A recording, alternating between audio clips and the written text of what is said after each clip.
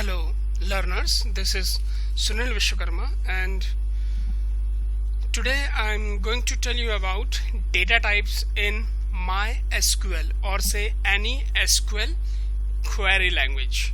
The full form of SQL is Structured Query Language. And let's begin with data type. Data types are used data types are used to identify.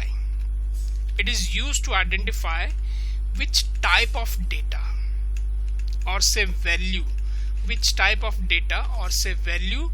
we are going to store in a database or say table oblique table. यानी कि हम किस तरह का data store करने जा रहे हैं उसको आइडेंटिफाई करना के तरीके को हम क्या करते हैं, डेटा टाइप. यानी कि हमें पहले से ही ये तय कर लेना होता है कि पर्टिकुलर फील्ड में किस तरह का डेटा एंटर किया जाएगा, ये एंटर होगा, या हम किस तरह से उसको स्टोर करेंगे, किस तरह का डेटा हमारे पास होना चाहिए. Next, MySQL deals with the following data types: numeric, date and time, and string. Means MySQL use many different data types broken into 3 categories. इसकी 3 categories रखी गई हैं. For example, numeric. Numeric is a term, not a key, not a data type. It means how MySQL handle numbers. Numeric means how MySQL handle numbers. Second, date and time means how MySQL handles date and type of data. Last one, string type. It means how does MySQL deals with string type of data type.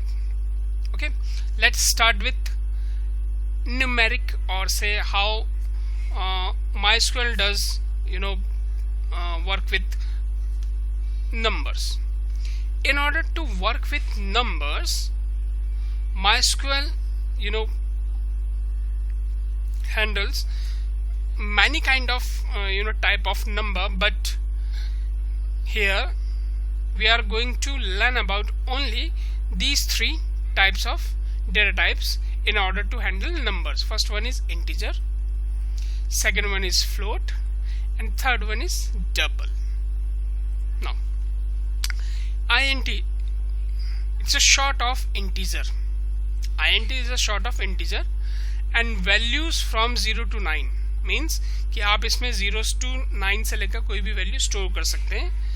आप उसमें number of digit बढ़ा सकते हैं, ठीक है, without decimal part. इसमें decimal part नहीं आएगा. फॉर एग्जांपल जैसे ये लिखा हुआ है, इसमें ये पॉइंट के बाद वाला पार्ट डेसिमल पार्ट कहलाता है. ठीक है, ठीक.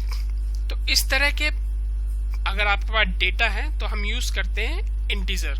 फॉर एग्जांपल अगर हम यहाँ पे देख लें तो ये जितने भी ये नंबर्स हैं, ऑल दीज नंबर्स ना, ये आपके सब इंटीजर्स हैं.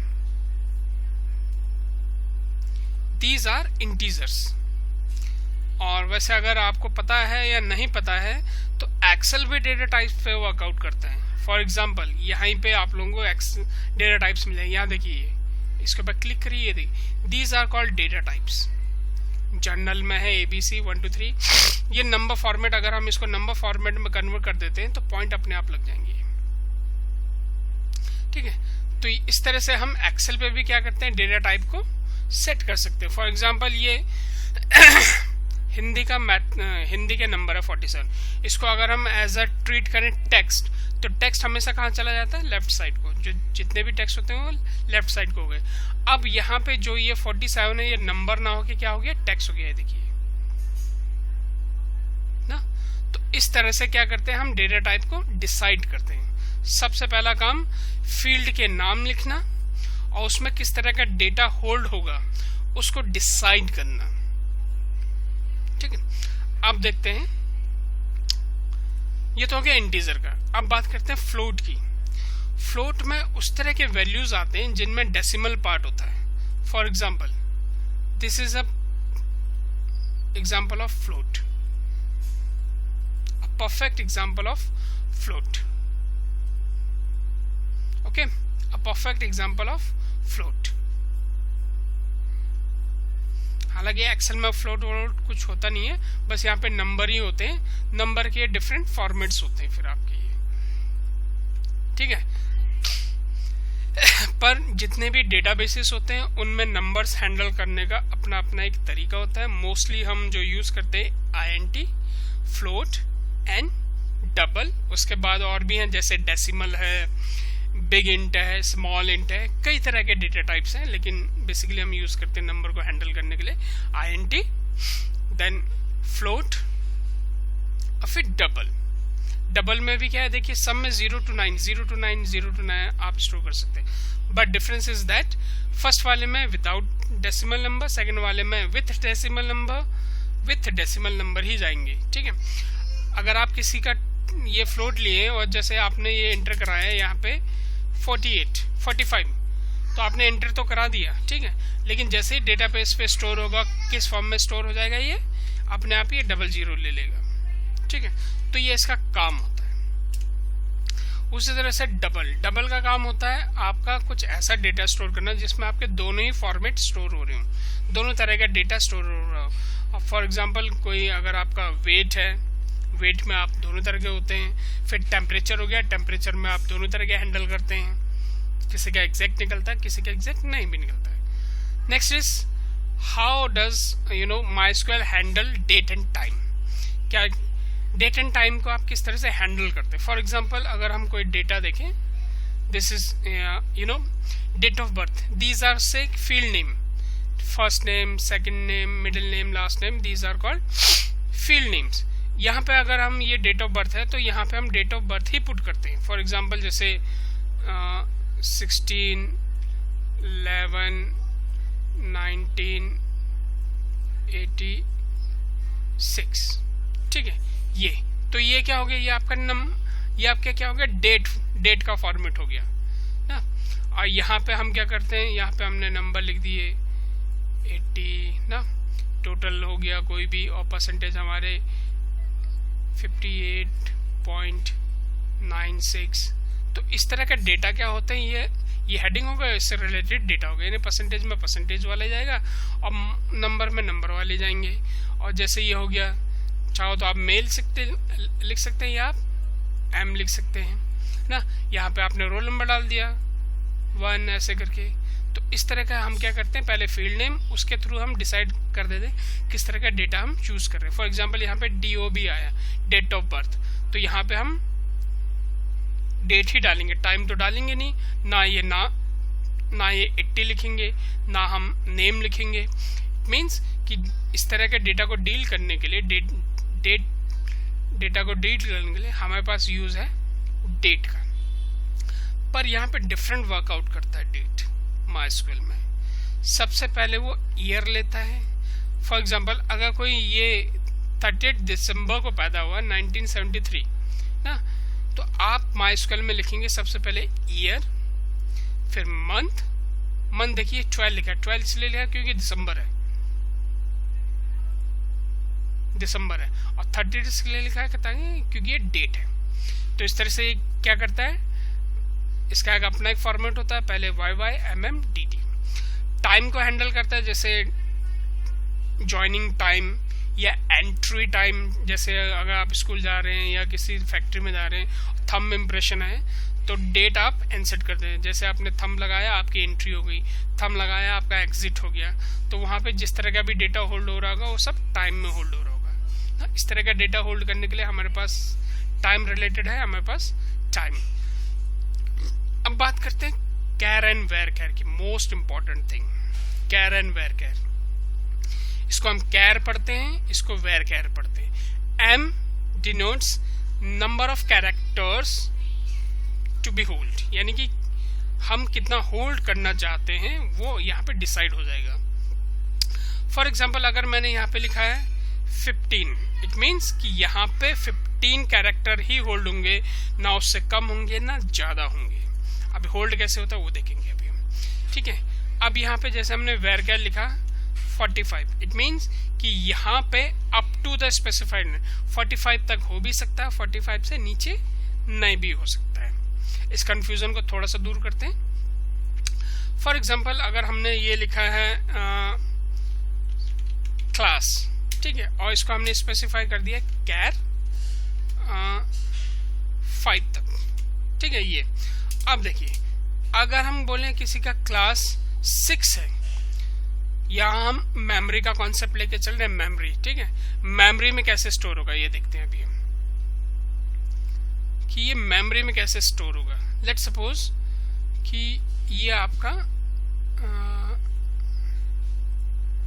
मेमोरी है,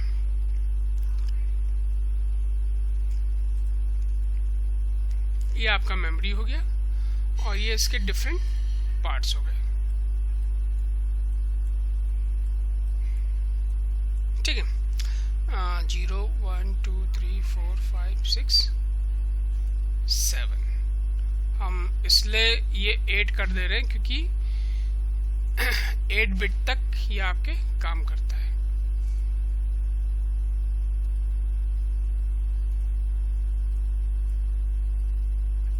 ठीक है, अब देखिए, अगर किसी की क्लास आपका लेट्स सपोज क्लास डाला हमने 12, कितने कैरेक्टर गए 1 2 3, इसको हमने उठाया मेमोरी में, देखते हैं मेमोरी में किस तरह स्टोर होगा।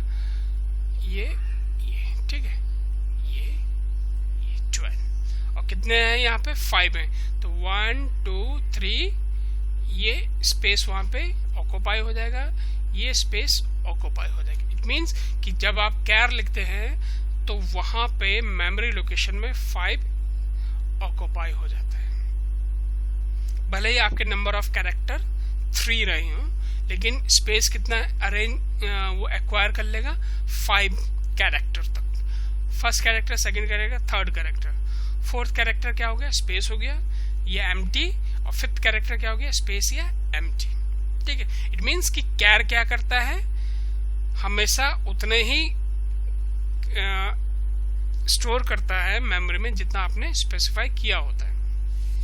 तभी यहाँ पे लिखा है, यहाँ पे देखिए, it store exactly the length specified the user. Exactly अगर यहाँ पे हमारा 5 है और आपने 3 भेजा हुआ है तो मेमोरी में ये हमेशा 5 लोकेशन तक ही स्टोर करेगा।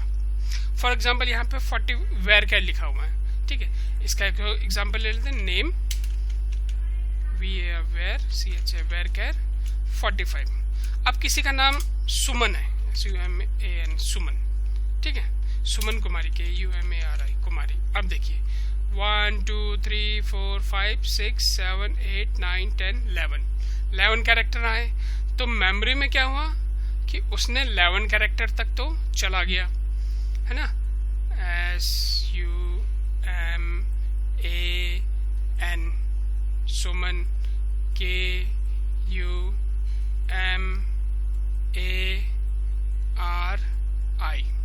अब मेमोरी में तो उसको मालूम है कि उसको कितने स्टोर करना है, यहाँ पे 45 कैरेक्टर तक।